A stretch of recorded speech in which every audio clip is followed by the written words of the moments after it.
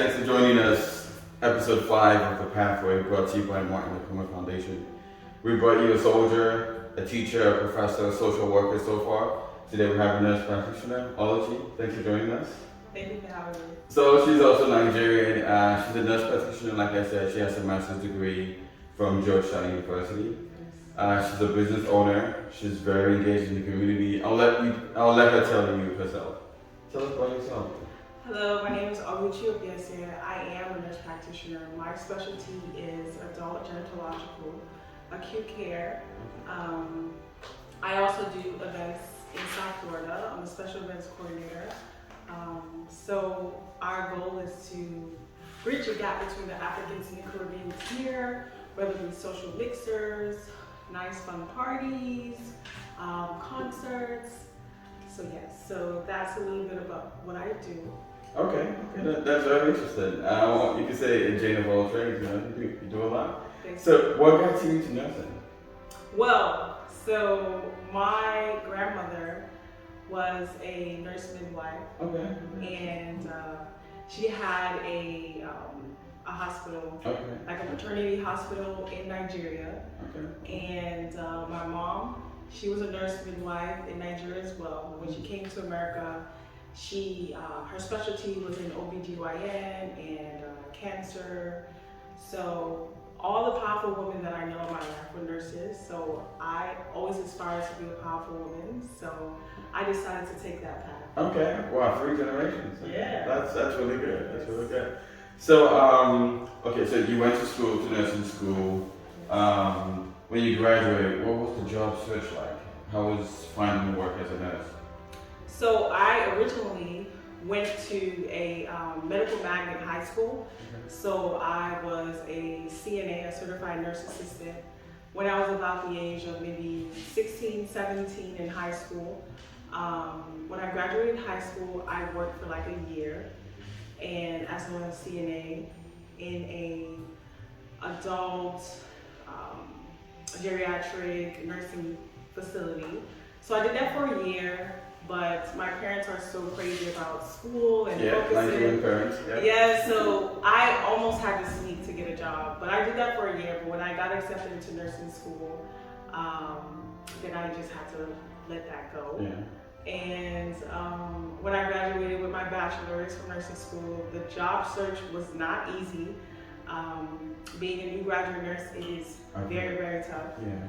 But I was blessed enough to enter into a residency program where they basically trained me. Okay. And I worked in a burn, trauma, and what they say intermediate care unit. So it's basically like a level below like this super critical area. So it was very, very intense looking for a job.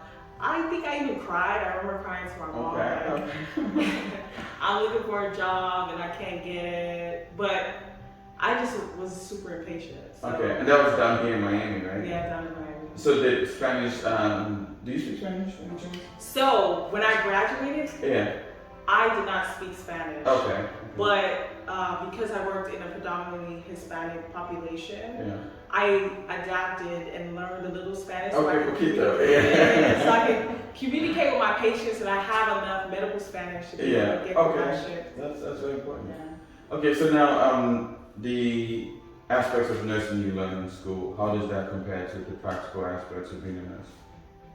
So I feel as if just what you learn in school gives you like the basics, but when you actually a nurse, you kind of like integrate the basics, the book knowledge, but more is like intuition. You know? Like you feel something's going wrong, so you have to do something. Okay. So it's more of intuition, critical thinking, and not too much book. Book is more for the numbers, but intuition and critical thinking is majority of your nursing. Okay. So you're a very educated woman, master's degree. What would you say is the importance of education in a child or in a young person's success? Education is very important. I like to tell people that originally I was not good at public speaking. I was not one to sit down for an interview or anything like that. But my, training in school taught us to do presentations and things like that. So it helps you. And not only that, but in the nurse, I strongly believe there are certain career fields where you need to go to school, such as like being in the medical field and engineering and things of that nature, where you have the proper training. Yeah. But there are careers where YouTube University. Okay, You yeah, know, I've been doing that as well. You can learn so much on YouTube, Yeah, where that's true. having a degree in certain subject areas or fields, it doesn't really make sense. Right now in 2021, there's so many like courses online, certificate programs.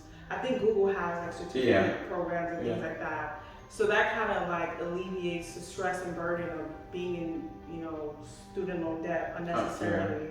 So certain subject matters, certain career fields, definitely school is very important. But there's other fields where no. Okay, and shout out to YouTube. That's where we hosted the program, so we appreciate the platform. Yes. Okay, so how did you go from not being good at public speaking, like you said, to owning and running a special events business? So before I discovered or was very open about me not being great at public speaking, I already had the company. Okay. So it's weird. I tell my family like I'm a antisocial a bit. Okay. But I just kind of like last year during the pandemic, we were like indoors and had to be like confronted with all our fears and things of that nature. So I noticed that public speaking wasn't my thing. I had all the time in the world, although I was working with COVID patients and working in the crisis units and things like that, doing assignments, traveling and things like that. I decided that I want to step out, face my fear, and public speaking was one of them, which was crazy. A lot of people were asking me to speak on panels and speak about my experience with COVID on different conferences, and Zoom meetings and things like that. So I kind of like developed how to get over that fear during COVID. So now I feel like I'm more comfortable speaking. Okay, that's great. You're doing great so far. I'm sure they love you. So tell us, any other two businesses, tell us a little more about that.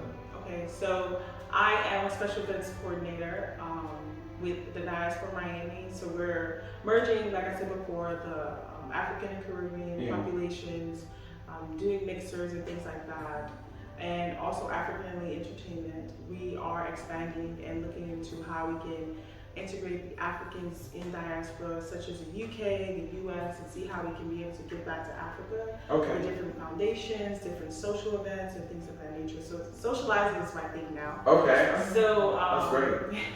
So we're looking into how to do the two. And recently, like just now, I left a meeting for. I was hired as a special events coordinator to do another event outside of my company. So I just did it. It's my passion. I love organizing things. So I decided to go ahead and take it to the next level and make it a business. That's great. So just an African listening in the UK or here in the US or someone from the Caribbean as well, how do they get in touch with you? They want to organize events or they want to network with the African diaspora? Well, I do have social media, so you can follow me on social media. I'm sure you're going to go ahead and put my social media. Yes, in the description. Yes, I will. My email, you can reach out to me via email. So yeah, just let me know. Okay, so what's your next step for the Africans in diaspora? What's your next agenda? So right now, like I said before, expanding, doing bigger events. Okay, you did say that. So yeah, so that's what we have at hand. We do have people reaching out to be like sponsors for our events, to be able to bridge the cultures and good representation of different things such as like vendorships and things like that. So. Okay. So speaking of culture, I saw your post and egusi soup that you made. So Parmesan egusi is by far my favorite. Yes. Like if I go to Nigerian restaurants, it's Parmesan egusi, and if they can get that right, and they'll get everything else right. So I'm an upper soup girl. Okay. I was going to ask you. So what's your favorite to make, and then your favorite to eat? So I'm not gonna lie, I'm not a chef. Okay. So Afro soup is like super simple for me. Okay. But I have not mastered the making the fufu part. Yeah. I have not mastered. But you made it, and it came out really good. I wish I was there to taste it. I told you. It was really great. It was great, but my Yeah. fufu was very lumpy. I'm not Okay. gonna lie. I have to work on that. Yeah. But it was great to see like my friends. I posted it on my Instagram, and my friends was just telling me about how like you can make fufu in the microwave. I'm like, Yeah, you told me that. I never heard that before. So I gotta try it. it's really great to see how like people like me, like born in America, from African background, their parents, and they're still like a little struggling like me, but we're very open to like share different tips and tricks on how to make our specialty cultural foods. So that was pretty good. Yeah.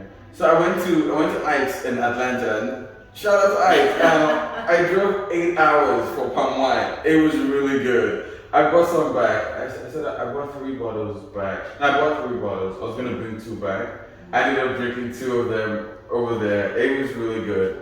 And the thing in Nigerian restaurants, you talking about jollof rice. It's really good. There's so many Nigerian restaurants here, not even Nigerian, but African restaurants here, or even stores that he could have bought the palm wine from. No. So I don't think they have. I went to Sheriff's. I don't think they have. Did you call them? No, I went there. You just went to one. I did go to one. Yes. So I love palm wine. But I think you probably just wanted to drive.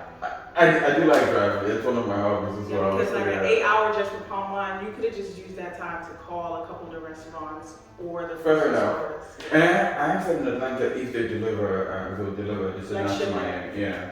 They said they'll do it locally in the Atlanta area. Yeah. So yeah, if you sell palm wine, you're in Florida, South Florida, just let me know. So he would not have to make that drive. I'll bring all my friends over. We love it. We love it. So to our listeners out there who want to become nurses, do you have any tips, any words of advice to them? So for becoming a nurse, you have to know exactly what you're becoming a nurse for. Because I do work with people that are just nurses for the wrong reasons. Sometimes people don't even know that I'm a nurse because I do so much, yeah. Yeah, and not only that I do a lot, but I really love it. It's like it's me giving back to society. It's me giving back to humans. I do medical missions. I just left Maryland. I did a presentation for some delegates for the United Nations Educational, Science and Cultural Organization. So that was really great. It's just a way I could just give back. And also the fact that it's like a legacy within me. My grandmother, my mom, my sister's a nurse, and also my other sister, she's gonna be a nurse as well. It's just like, it's innate, it's just in me, And not only that, but I communicate with my patients, because I've been a nurse since I was like 24, and people always see me like as a kid or whatever the case would be. So I learned so much from my patients. I learned a lot from my coworkers. So it's a very fulfilling career. So you just have to understand, like, if you're really, really a nurturing and caring person, that career is for you. And then you don't have to just work in the hospital setting. You can work, there's so many areas and fields that you can work as a nurse. So just really understand and know what you're, deciding to do in regards to being a nurse, then sky's the limit, Okay. That's solid advice, So we thank you for taking the time to talk to us. We really appreciate you coming. We appreciate you sharing your knowledge with our audience. Once again, it's episode 5 of The Pathway. Do you have any final words? The floor is yours. So I would like to thank you so much for bringing me onto your platform. I see all you do for the kids back home, and it's such a blessing to see someone so invested in giving back. You're super busy. You have a lot on your plate, but you still are super passionate about giving back. And we had conversations about like different struggles and concerns that you have about certain, parents or whatever the case may be in the kids' education. Like, you're so invested, and it's so great to hear and see people like me that You know, you look like me, although you were born in Africa, but you still are passionate about giving back. And I love to see it because I think it's very important for us, like, although we leave Africa, we're either going to go back or whether we still... Back to visit. Yes. Or some, like me, honestly, like, I would like to retire in Africa. Oh, no. I would like to. Listen, I love Nigeria, but no. I would like to. I don't know. So, no. that's just like my vision. Okay. My goal is to see like everybody, you know, whatever career field you're in, whatever business model, whatever business, like invest back into Africa because we're just leaving and just leaving them dry. We have to be able to like give back to them, That's you true. know, That's because all, yeah. that's our home. It is. And we always have to think, you know, always return, whether it be invest in one way or the other or give back, just do something because if we don't do it, who will? You know. That's very true. That's very true. So, yep. So it is nice. Oh, thank you. Well, thank you. See you in episode 6.